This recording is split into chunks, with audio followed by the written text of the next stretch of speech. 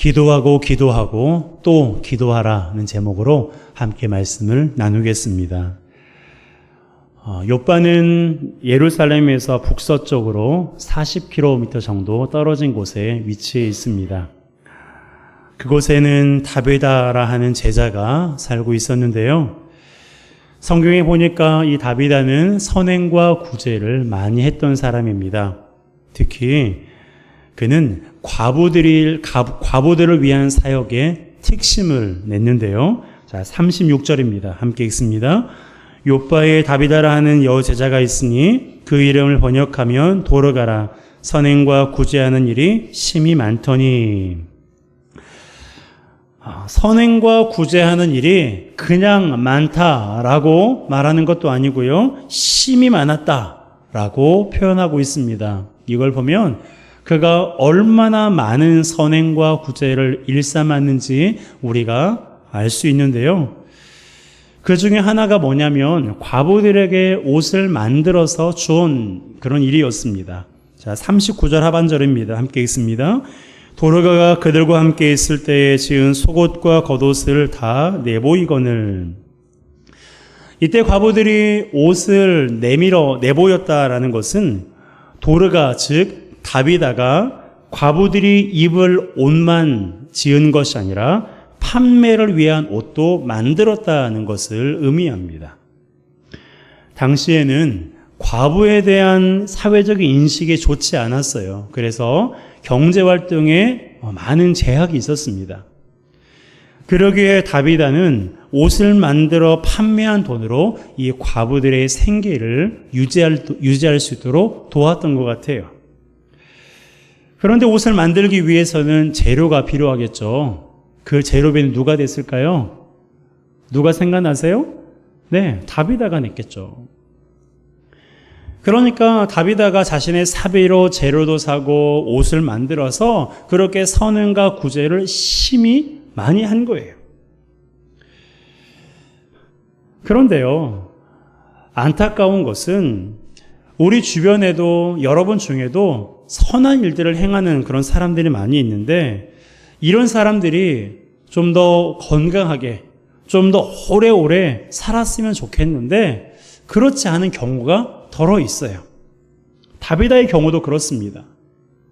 그가 무슨 병에 걸렸는지는 모르지만 병들어 죽었다고 성경에 기록하고 있습니다. 37절이에요. 함께 읽습니다. 그때에 병들어 죽음에 시체를 씻어 다락에 누이니라. 그렇게 심히 많은 선행과 구제를 했던 사람이 갑자기 죽으니까 얼마나 많은 사람들이 슬퍼하며 괴로워했겠어요. 39절에 보니까 모든 과부가 베드로 곁에 서서 울었다고 기록하고 있습니다. 그들의 마음이 이해가 돼요. 얼마 전까지만 해도 함께 옷을 만들고 함께 이야기하며 함께 즐거워했던 그 다비다가 갑자기 세상을 떠나니 어찌 슬프지 않았겠어요. 이런 경우에 어떤 사람들은 원통하다고 표현하기도 하고 하나님이 원망스럽다고 말하기도 해요. 주님이 그렇게 많은 사람들을 고치셨으니 이 사람도 고쳐주시지 왜 죽게 내버려 두시냐고.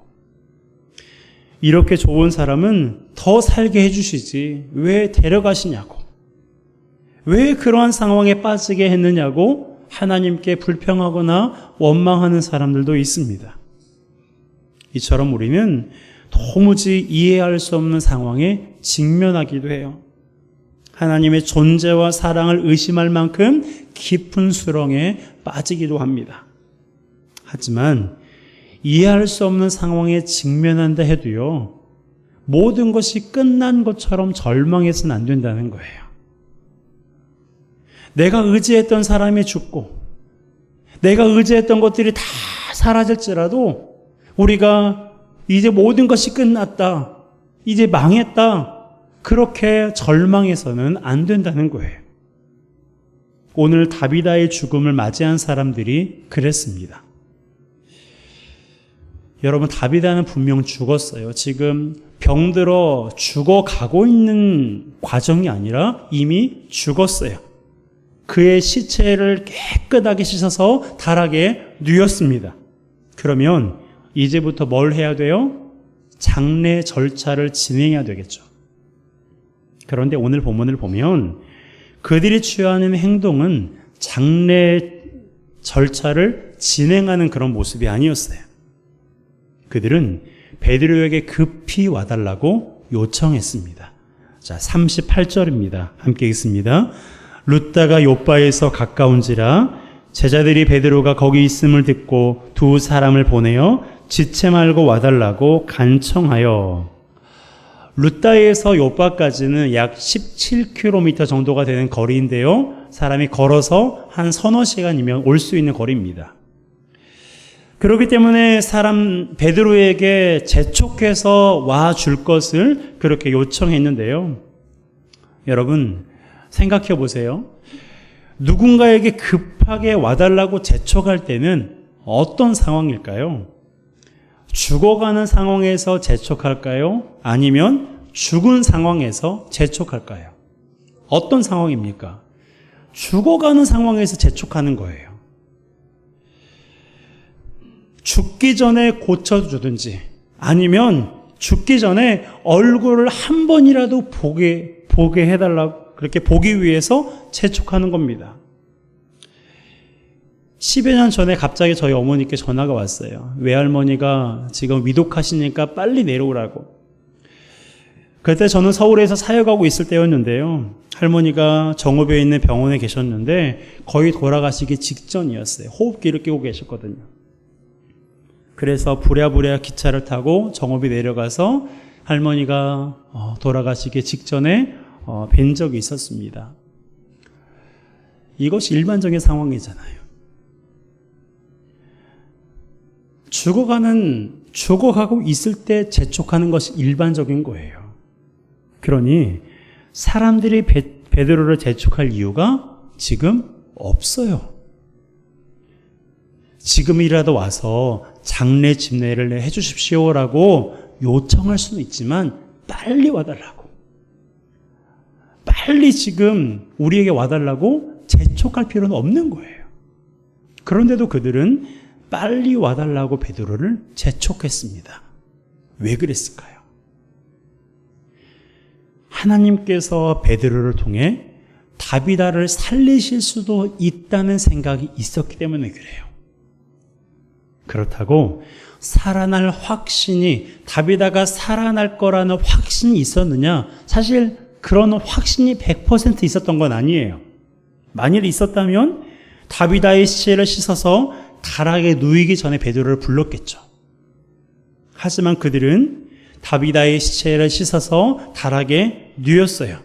이것은요, 당시 풍습에 따르면 장례 절차가 어느 정도 진행이 됐다라는 것을 의미하는 거예요. 당시에는 일반적으로 사람이 죽으면 시체에 향유를 발라서 다락이 아닌 1층에 누였어요. 사람들이 조문하도록 하기 위해서입니다. 그런데 다비다의 경우에 지금 어디에 누웠어요? 다락에 누웠어요. 장례 절차가 어느 정도 진행이 되긴 했지만 다락이 아닌 1층에 누웠습니다. 아니, 1층이 아닌 다락에 누웠어요. 그것은 다비다가 살아날 수도 있을 거라는 믿음이 100%는 아니지만 어느 정도는 그들에게 있었다는 것을 의미해요. 즉, 그들은 살아날 거라는 믿음 반, 현실적인 생각 반이었던 것입니다. 그래도 일말의 희망을 가지고 베드로를 부른 거예요. 여러분, 살아가다 보면 믿음과 현실적인 생각 사이에서 갈등하는 경우가 많이 있습니다. 그때 여러분은 어떻게 하시나요? 믿음으로 하자니 현실과 거리감이 느껴지고, 현실적인 생각으로 하자니 하나님을 믿지 못해서 그러는가 하는 생각이 들고, 여러분 이때 어떻게 해야 될까요? 이때는 기도하고 또 기도해야 돼요. 베드로가 사람들의 요청으로 요바에 왔어요. 그리고 다비다의 시체가 있는 다락으로 올라갔습니다. 그리고 나서 그가 했던 행동이 무엇입니까? 사람들을 다 내보내고 다비다의 시체 앞에 무릎을 꿇고 하나님께 간절히 기도했어요. 자, 40절입니다. 함께 읽습니다.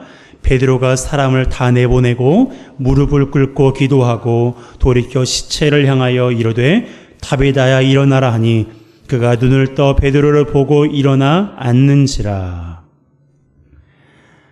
베드로가 사람들을 다 내보내고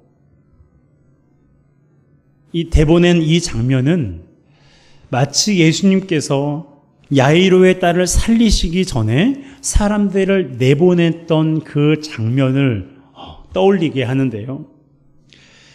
이건 저의 생각이지만 어쩌면 베드로가 지금 이 순간 그때를 회상하지 않았을까 생각해 봐요.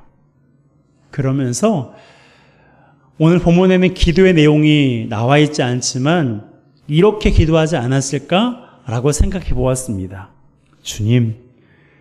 주님께서 죽었던 야이로의 딸을 살리셨던 것처럼 이 시간 다비다를 살려주시옵소서.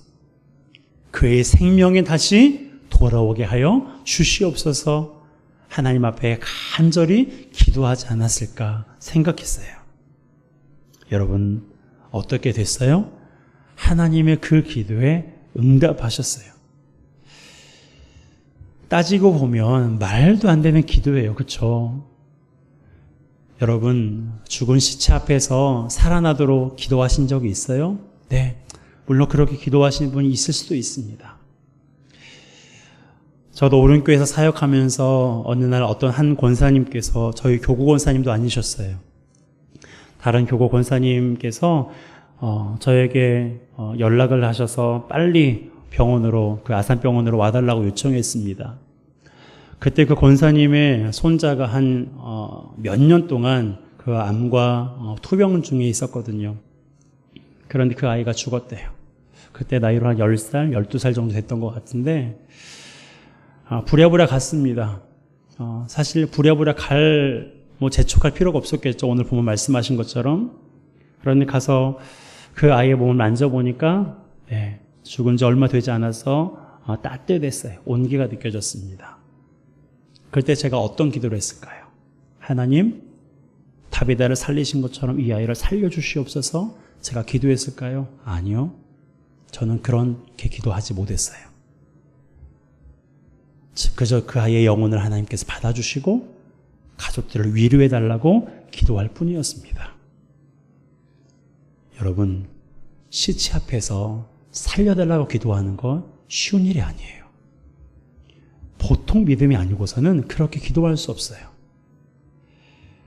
그런데 베드로는 어떻습니까? 다비다의 시체 앞에서 이미 씻어서 다락에 누인 그 앞에서 하나님 앞에 무릎을 꿇고 기도했어요. 이것이 우리에게 주시는 메시지가 무엇일까요? 마치 죽은 몸과 같은 그러한 상황처럼 내가 생각하기에 모든 상황이 끝났고 망했고 도무지 회생 가능성이 없다고 생각되어지는 그 상황 앞에서 우리가 어떻게 해야 돼요? 뭘 해야 돼요? 기도해야 돼요.